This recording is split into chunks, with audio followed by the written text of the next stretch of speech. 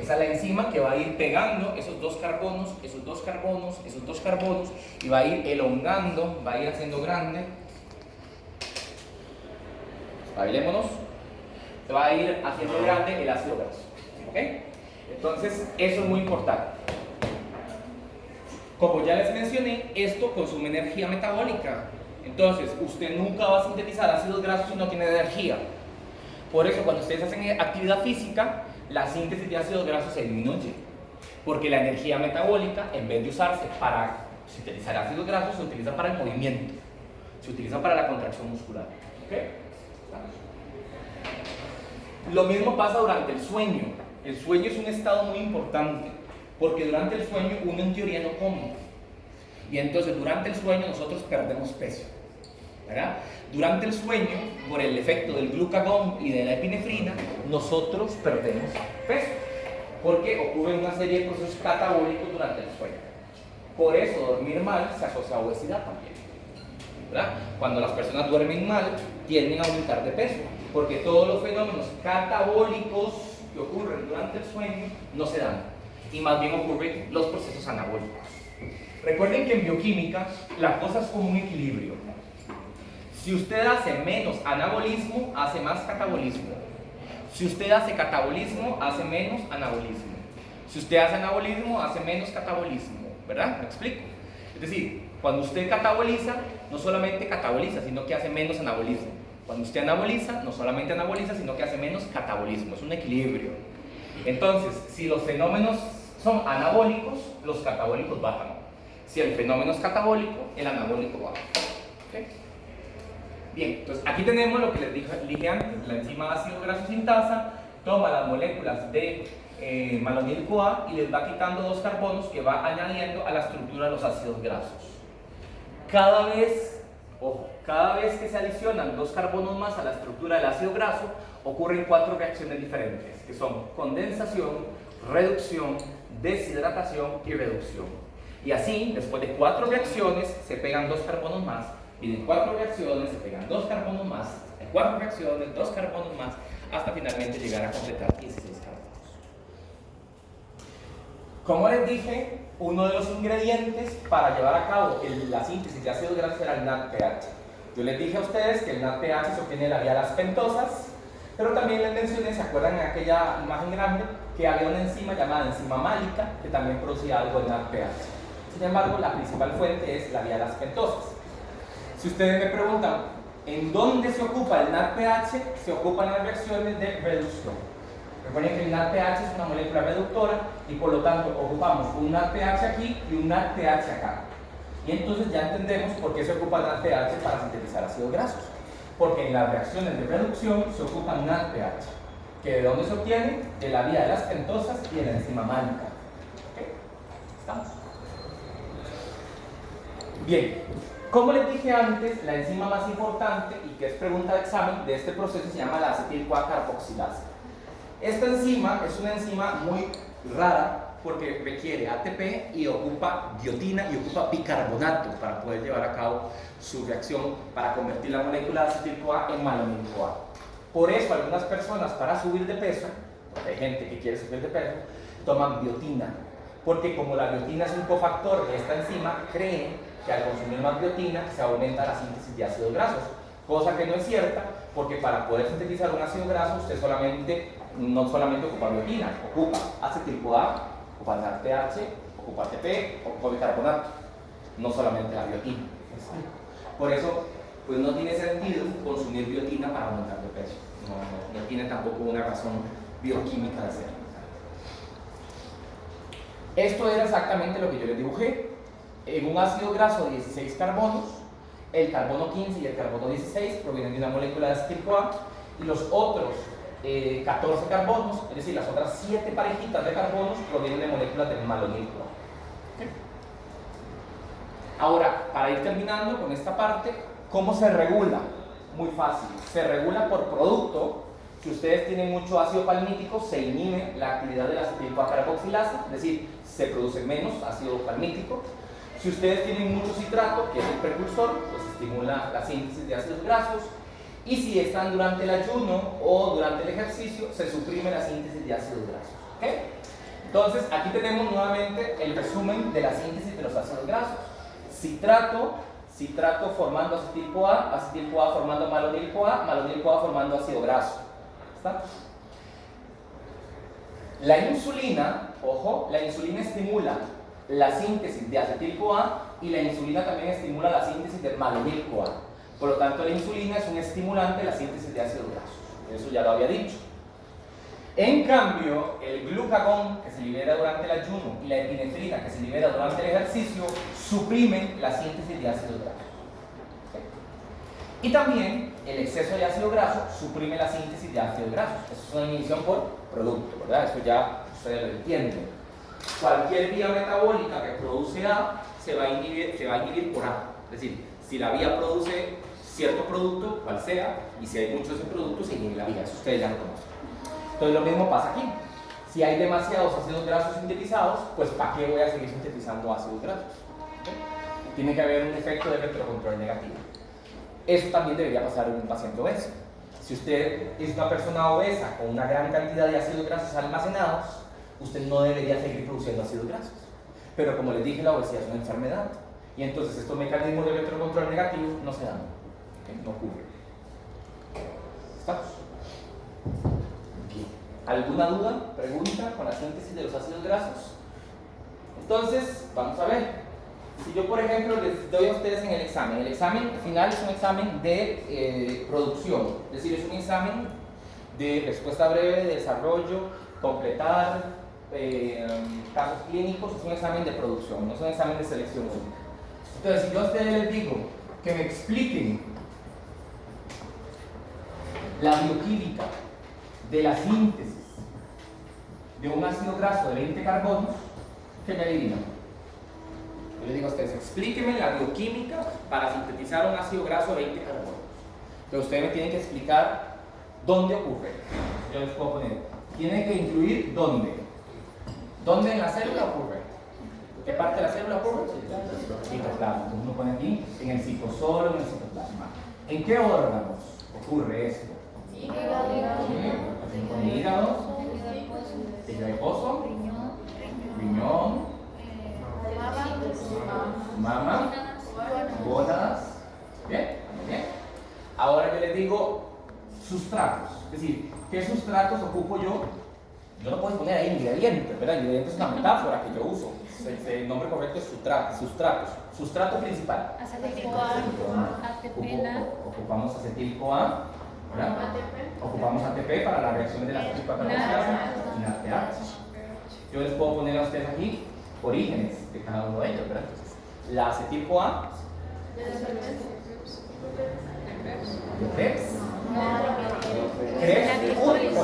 porque Krebs usa acetil CoA, no produce, ¿verdad? Krebs lo que produce es el FAH2, el NADH, el GTP y el CO2, ¿verdad? Sí, entonces hay que poner aquí la doble, ¿verdad? Descarboxilación oxidativa del piruvato, el ATP. Glicólisis puede ser. Glicólisis, tiene que ser, la única aquí es glicólisis, porque el único proceso citoplasmático que produce ATP es la glicólisis. Dos pinches ATPs que producen dos. Y el NADPH, lo he dicho 1 veces, la vía de las pentosas, vía de las pentosas monofosfato o la enzima mágica. Ajá. ¿Ok? Entonces, esos son los sustratos. Bien. Ahora, número de moléculas de acetil CoA que yo ocuparía. 8, 10. ¿Verdad? Ocupo 10 moléculas en total. 10 moléculas de acetil CoA. De estas 10 moléculas de acetil CoA, una que va a dar los carbonos 20 y 19 queda como acetil CoA.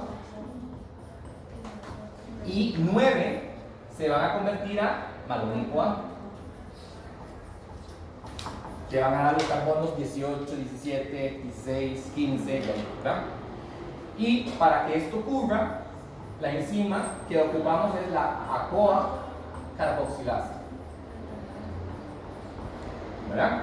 Enzima que a su vez requiere de ¿qué? Requiere de bicarbonato, requiere de biotina y requiere de ATP. ¿Okay? Entonces, eso sería la respuesta.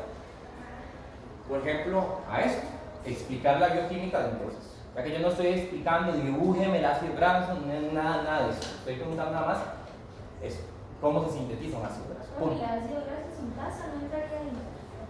Porque lo que hace el ácido graso sintasa es tomar los carbonos de las moléculas de malonil y irlas pegando a la anterior. Entonces digamos que, bueno, se podría poner, ¿verdad? Aquí, qué sé yo, en alguna parte, la actividad de la AGS, ¿verdad? Del ácido graso sintasa, pero digamos que es menos importante respecto a la ACOA-carboxilasa.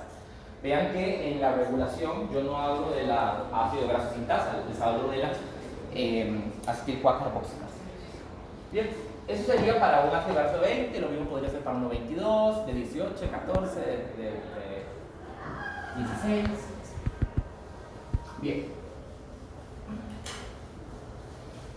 Ahora, una vez nosotros hemos entendido cómo se sintetizan los ácidos grasos, vamos a estudiar cómo se sintetizan los triglicéridos, porque de una vez les quiero mencionar que los ácidos grasos se sintetizan para unirse al glicerol. Es decir, el objetivo de ser un ácido graso es almacenarse. Entonces vamos a estudiar ahora la síntesis de triglicéridos, que es la forma en la cual nosotros almacenamos los ácidos grasos. El 90% de los ácidos grasos que uno produce están unidos al glicerol. Entonces, es muy importante entender que es una forma de almacenamiento de ácidos grasos. ¿Okay? Los triglicéridos no son fuente de energía. La fuente de energía son los ácidos grasos que están formándolos. ¿Me explico? Entonces, nosotros almacenamos triglicéridos en el tejido adiposo, pero no es que los triglicéridos sean fuente de energía. Los que son fuente de energía son los ácidos grasos que forman la estructura de esos triglicéridos. La síntesis de triglicéridos ocurre en el mismo momento que la síntesis de ácidos grasos. Es decir, tendrá que ocurrir después de comer. ¿Okay? Y ocurre básicamente en tres tejidos principales, que son el hígado nuevo, el tejido adiposo nuevo y el intestino. ¿Verdad? Ahí es donde ocurre la síntesis de los triglicéridos. Para sintetizar un triglicérido, nosotros ocupamos tres pasos fundamentales, que son: uno, activar el glicerol. Recuerden que el ingrediente de los triglicéridos es el glicerol. 2, activar los ácidos grasos. Y 3, esterificarlos, es decir, unir los ácidos grasos activados al glicerol mediante un enlace tipo éster. Repito, para nosotros poder sintetizar un triglicérido ocupamos activar el glicerol, activar los ácidos grasos y unir los ácidos grasos activados al glicerol, activado también, ¿no? Entonces, la activación del glicerol es pegarle un grupo fosfato en la posición 3 y pasar de glicerol a glicerol 3P. La activación de los ácidos grasos es pegarles una coenzima A y pasar de ácido graso a acil-CoA. Y la esterificación es unir, ¿verdad?, la molécula de acil-CoA al glicerol 3P. ¿Okay? Básicamente eso es. Vamos con la primera parte, que es la activación del glicerol. Repito, para que el glicerol pueda formar parte de la estructura de un ácido graso, tiene que estar activado. Y su activación significa pegarle un grupo fosfato. La enzima que hace eso se llama la glicerol quinasa, muy fácil, ¿verdad? Porque la que fosforila al glicerol. Y básicamente el glicerol va a recibir un grupo fosfato proveniente del ATP que se hidroliza y se le va a pegar en la posición número 3. Recuerden que este es el carbono 1, 2 y 3, por eso se llama glicerol 3-fosfato. Tiene el P en la posición 3. El segundo paso es la activación del ácido graso. Repito, para que un ácido graso pueda ser usado para sintetizar un triglicérido, tiene que tener unido una coenzima A. Y aquí lo vemos. Esto es un ácido graso que se está uniendo a una coenzima A para formar acil-CoA. El ácido graso, que era de 1, 2 y 3 carbonos, se está uniendo a una molécula de coenzima A para formar acil-CoA. La enzima que hace esto se llama tioquinasa, ¿verdad? O acil-CoA sintetasa, pero mejor decirle tioquinasa. Y ojo, porque para que esto se una, se tienen que consumir 2 ATPs. Vean que el ATP se está hidrolizando a AMP. Y es de las pocas reacciones en el cuerpo donde pasa esto. Es decir, que con un ATP que se hidroliza no es suficiente, tienen que irse en 2. Entonces el ATP tiene que perder 2 grupos fosfato para poder unir un ácido graso a una coenzima A, ¿okay? Para formar acil-CoA. Les repito, para que no se les confunda, porque siempre los estudiantes confunden las tres palabras: ácido graso, acetil-CoA y acil-CoA. Son cosas diferentes. El ácido graso es el ácido graso. La acetil-CoA es la molécula que hemos estudiado siempre. Y el acil-CoA es nada más a un ácido graso pegarle una coenzima A. ¿Okay? El tercer paso para la síntesis del triglicérido va a ser la unión entre el glicerol 3P y las moléculas de acil-CoA. ¿Okay? ¿Estamos? Entonces, lo primero que va a ocurrir, pongan su vista aquí, es que a la molécula de glicerol 3P, vean que es glicerol 3P, a la molécula de glicerol 3P le pegamos dos acil-CoAs. Repito, a la molécula de glicerol 3P le pegamos dos moléculas de acil-CoA y se liberan dos coenzima A. Es decir, que lo que estamos pegando es el grupo acilo. ¿Okay? Repito, al glicerol 3P le pegamos dos moléculas de acil-CoA y se liberan las CoA. Es decir, que lo que está pegando son estos dos grupos acilo. Y entonces, glicerol más dos grupos acilo, lo llamamos ácido fosfatídico. Glicerol 3P con dos grupos acilo se llaman ácido fosfatídico. ¿Por qué es ácido fosfatídico? Porque se perdieron las coenzimas A. Siempre les insisto en eso. Cuando ustedes vean una reacción, vean que sale, no solamente vean que entra. Porque aquí están entrando las dos moléculas de acil-CoA, pero están saliendo las dos CoA. Significa que lo que se está pegando únicamente es el grupo acilo, ¿verdad? De la molécula, que aquí está, grupo acilo. Entonces, tenemos glicerol 3P más dos grupos acilo, entonces se llama ácido fosfatídico. ¿Y por qué les hablo del ácido fosfatídico? Por lo siguiente. Porque el ácido fosfatídico es la molécula generadora tanto de triglicéridos como de glicerofosfolípidos. ¿Okay? Entonces vean la imagen. Les repito, el ácido fosfatídico está formado por glicerol 3P y dos moléculas de acil-CoA que han perdido la CoA, es decir, son solo grupos acil. Eso se llama ácido fosfatídico. Entonces vean lo que sucede. Si al ácido fosfatídico yo le quito el grupo fosfato mediante una ácido fosfatídico fosfatasa, que es una enzima que quita el grupo fosfato, si yo al ácido fosfatídico le quito el grupo fosfato, lo que tengo es un diacilglicerol, porque lo que tengo es glicerol más dos grupos acilo, diacilglicerol.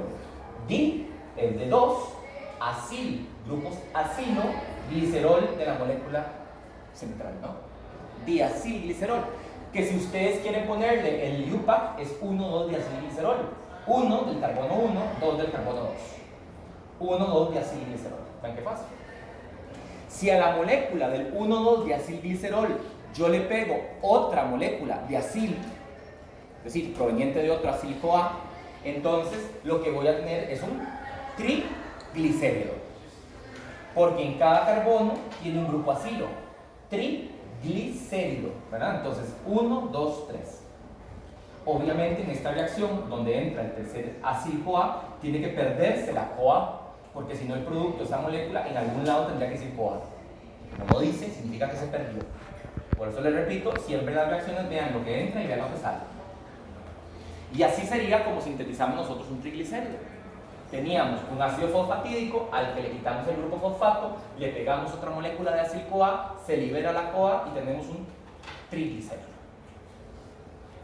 En cambio, si yo al ácido fosfatídico le dejo el grupo fosfato y aparte de eso le agrego un alcohol, entonces, por ejemplo, si le agrego le agrego, por ejemplo, serina, formaría fosfatidilcerina. Si agrego inositol, formaría fosfatidilinositol. Si agrego, por ejemplo, colina, generaría fosfatidilcolina. Y esos son los glicerofosfolípidos que ustedes vieron conmigo en la clase de membranas. Por esa razón es que los triglicéridos tienen tres ácidos grasos. ¿Se acuerdan? El glicerol 1 generalmente lo ve así. Esto sería el glicerol. Y aquí tendríamos los ácidos grasos. Son triglicéridos. Un glicerol con tres ácidos grasos pegados. En cambio, los glicerofosfolípidos, ¿se acuerdan? Tienen una cabecita formada por el glicerol y el grupo polar, más dos colitas de ácidos grasos. ¿Cuáles ácidos grasos? Los ácidos grasos que vienen del ácido fosfatídico. Por eso es que los fosfolípidos de membrana tienen 2 ácidos grasos en su estructura y los triglicéridos tienen 3 ácidos grasos en su estructura. Por eso nosotros almacenamos triglicéridos y no fosfolípidos de membrana. Porque la cantidad de ácido graso que tiene un triglicérido es más que la cantidad de ácidos grasos que tiene un lípido de membrana. Aquel tiene 2, es que 3. Para bien o para mal, pero así es la bioquímica de la síntesis de los ácidos grasos. ¿Sí? ¿Queda claro entonces esto? Pero se lo podría preguntar en una pregunta de desarrollo. Explique la síntesis de triglicéridos y de glicerofosfolípidos a partir de la molécula de ácido fosfatídico. Es básicamente lo que se Bien. Mi pregunta ahora es la siguiente. ¿Qué determina, ojo lo que les voy a preguntar, qué determinaría que el ácido fosfatídico termine en triglicérido o que el ácido fosfatídico termine en glicerofosfolípido? Porque ojo que es una misma vía, ¿no? ¿Verdad? Es una misma vía común que puede decantar en esto o en esto. ¿Qué? No sé si planteo mi pregunta diferente. ¿Bajo qué condiciones ocurriría una o bajo qué condiciones ocurriría la otra? Siendo que las dos parten del mismo precursor. Depende de que le agregue el principio. Ajá, que le agregue y que le quite, sí. Pero digamos, me refiero, ok, ¿a qué determina que la célula haga esto o qué determina que la célula haga aquello? Ya sabemos qué es lo que quita y lo que ponga, pero me refiero a qué condición va a hacer que esto ocurra o va a hacer que aquello ocurra. Necesita producir, dependiendo de lo que necesite producir. Ajá, y sí, claro. ¿Y en qué condiciones usted ocupa producir una cosa u otra? Cuando hay exceso de energía, se van a hacer. Cuando hay exceso de energía se va para acá. ¿En qué parte de este proceso hay energía? ¿No? Aquí no se libera ni se usa energía, aquí no se libera ni se crea energía. Por eso les pregunto eso. Uno en bioquímica puede decir eso cuando en las reacciones está implicado eso. Es decir, yo puedo decir que la energía determina los pasos a seguir si la energía, por ejemplo en forma de ATP, ya sabemos que la ATP no es energía, es un intermediario que se ha generado a partir del exceso de energía que hubo antes, pero aquí no participa. Ni tampoco aquí. Entonces, ¿qué será lo que determina que la célula haga una cosa u la otra? Ya sabemos que no es la biodisponibilidad de ATP, no es esto. ¿Qué será? Porque podríamos producir triglicéridos o podríamos... Porque digamos, imagínense qué bonito que pudiéramos nosotros a un paciente con sobrepeso decirle a las enzimas, no, ustedes no produzcan triglicéridos, produzcan glicerofosfolípidos, lleno de glicerofosfolípidos, pero no de triglicéridos. Entonces, ¿qué hace que pase una cosa o que pase la otra? Las dos son vías anabólicas. O sea, vea que a partir de una molécula más pequeña está formando una molécula más grande, entonces eso anabolismo siempre, ¿no? Una para almacenar energía y la otra puede ser, digamos, en la edición celular para la formación de la membrana. Muy bien, eso es. Significa lo que la célula esté haciendo. Y la célula, cuando se divide, como bien lo acaba de decir su compañero, ocupa sintetizar membranas. Entonces, esa es lo que quiero llegar. Cuando uno ocupa regenerar tejido, se dejan de formar triglicéridos y se forman glicerofosfolípidos que se ocupan en la membrana. Por eso es que cuando los pacientes tienen altos niveles de triglicéridos en sangre, ¿qué les dice uno? Hagan ejercicio. Porque el precursor que les dio origen deja este lado y se va a este. ¿Por qué? Cuando ustedes hacen ejercicio, ocupan reparar el tejido muscular que se afecta. Y para reparar el tejido muscular que se afecta, uno ocupa membranas. Y las membranas ocupan glicerofosfolípidos. Entonces, dejo de producir triglicéridos y comienzo a producir glicerofosfolípidos. Por eso es que el ejercicio reduce los niveles de triglicéridos, tanto en tejido adiposo como incluso circulantes en lipoproteínas. ¿Ven lo importante? Entonces, depende de lo que uno necesite desde el punto de vista celular, es lo que va a pasar con las moléculas. Por eso no le podemos llamar a los triglicéridos ni buenos ni malos. Los triglicéridos se van a sintetizar cuando usted no ocupe formar glicerofosfolípidos. Por eso es que, por ejemplo, durante el crecimiento, durante los estados anabólicos, de diferenciación celular, pues la vía se va hacia la formación de glicerofosfolípidos. Pero en el estado postprandia, sedentarismo, se van a ir a la vía de la síntesis de triglicéridos. Por eso es muy común que los pacientes sedentarios tengan hipertrigliceridemias y los pacientes con ejercicio más bien tengan disminuidos los niveles de triglicéridos. Porque lo que hacemos es desplazar la vía hacia la vía del anabolismo de triglicéridos o hacia la vía del anabolismo de los glicerofosfolípidos.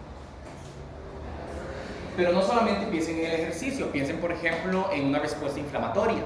Cuando uno está produciendo muchos linfocitos y muchos leucos, también tenemos que producir mucha membrana. Si uno se quema y tiene que reparar el tejido, hay que producir muchas células. Si uno, por ejemplo, tiene un cáncer metastásico y tiene un cáncer por todo, entonces también ocupa mucha membrana para todas esas células tumorales.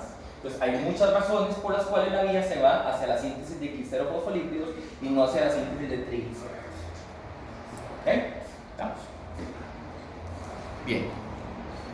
Ahora, ¿cómo regulan las hormonas esto?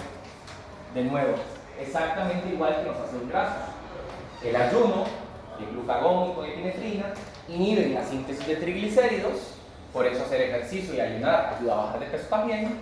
En cambio, la insulina, ¿okay?, y las hormonas tiroideas pueden favorecer a la formación de triglicéridos. ¿Okay? Entonces, es básicamente lo mismo. Aquí tenemos nosotros la insulina y vean que eso significa estimular, ¿verdad? La insulina estimula la formación de acetil-CoA, eso ya lo dicho antes.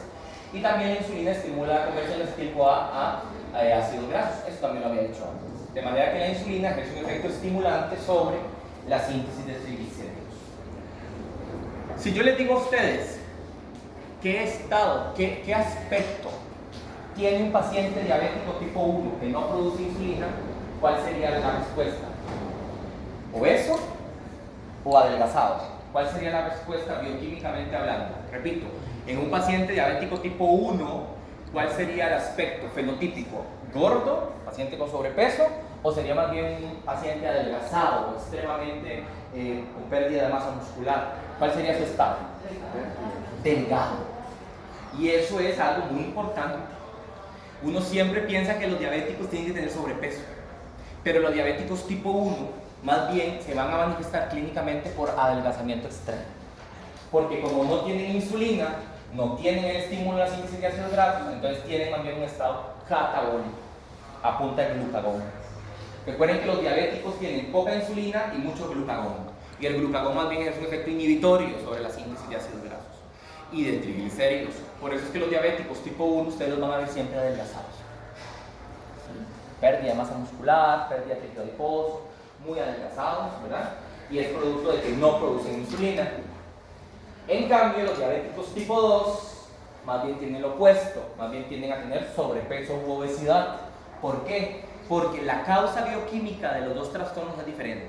En la tipo 1 es que no se produce insulina, en la tipo 2 es que se produce insulina, pero que no tiene un efecto sobre los tejidos, por ejemplo, el tejido muscular. ¿Okay? Doctor, y a los pacientes que le dan la metformina para adelgazar, incluye a que pueda dar ¿Los usa que pueden? o sea, que puede presentar diabetes. No. Repito, la metformina lo que hace es aumentar la actividad de la insulina en los tejidos periféricos en pacientes con resistencia a la insulina. Entonces, cuando usted le manda insulina a un paciente, lo que está intentando hacer es que la insulina del paciente tenga un poco más de actividad sobre los tejidos. Doctor, ¿por qué se lo dan a los pacientes con SOP? Con síndrome ovario poliquístico. Porque los pacientes con síndrome ovario poliquístico tienen resistencia a la insulina. Bueno, de nuevo, ¿qué significa resistencia a la insulina? Resistencia a la insulina significa que los tejidos no reconocen la insulina endógena como propia. Entonces no responden. Es como que yo no respondiera a mi jefatura. Digamos, aquí yo no sé quién es mi jefe, pero porque no tengo, pero digamos, en la Universidad de Costa Rica, de nuevo, en la Universidad de Costa Rica, vamos a hacer esto para que quede claro, igual tenemos tiempo. Pero quiero que esto quede claro, porque sé que los estudiantes esto se les confunde mucho. Entonces, la diabetes tipo 1, diabetes con B. La diabetes tipo 1 diabetes mellitus tipo 1, no se produce insulina. No se produce insulina. No se produce insulina. Es una enfermedad autoinmunitaria. Autoinmune, en la cual hay anticuerpos contra componentes de la célula beta del páncreas. Entonces lo que va a ir ocurriendo es una pérdida del islote del ángel, y eso hace que haya una menor producción de insulina. El tratamiento para los pacientes diabéticos tipo 1 es únicamente insulina, pero es insulina exógena. Los pacientes diabéticos tipo 1 van a tener 3 signos clásicos de enfermedad, que son adelgazamiento. Ya sabemos por qué, porque como la insulina es un anabólico y ellos no tienen el anabólico, pues entonces más bien están ante el catabolismo, por eso son adelgazados. Y los otros signos clásicos son polidipsia, que es mucha sed. ¿Por qué mucha sed? Porque al tener hiperglicemia, porque no tienen insulina, entonces eso hace que el hipotálamo active el mecanismo de la sed. Eso es polidipsia. También van a tener poliuria, porque después de 250 miligramos por decilitro de glicemia, uno comienza a tener glucosuria. Es decir, comienza a eliminar glucosa en orina. Y la glucosa es un osmol, jala agua, y entonces hay arrastre de líquido y hay poliuria. Y el otro signo clásico es la polifagia. La polifagia, ¿por qué ocurre? Yo les dije, la insulina ejerce un efecto de saciedad en uno. Los pacientes que no tienen insulina no tienen saciedad, y si usted no tiene saciedad, tiene mucho apetito. Y como tiene mucho apetito, come mucho. Polifagia. Y el tercer signo clásico es una hiperglucagonemia, es decir, tiene mucho glucagón. Y como ustedes sabrán, el glucagón es más bien una hormona catabólica. Entonces, tengo poca insulina y por lo tanto poca síntesis de ácidos grasos, de colesterol, de triglicéridos. Tengo un estado polidíptico, poliúrico y polifágico, y además tengo un estado catabólico por el glucagón. ¿Okay? Eso sería la diabetes tipo 1. ¿Okay? La diabetes tipo 1 generalmente se manifiesta de tempranas edades de la vida, con hiperglicemia severas, ¿verdad? Hiperglicemia severas. Bien, eso es la diabetes tipo 1, que representa únicamente el 2% de los diabéticos del mundo. En cambio, el 98% de los diabéticos son tipo 2, en los cuales tenemos otra fisiopatología.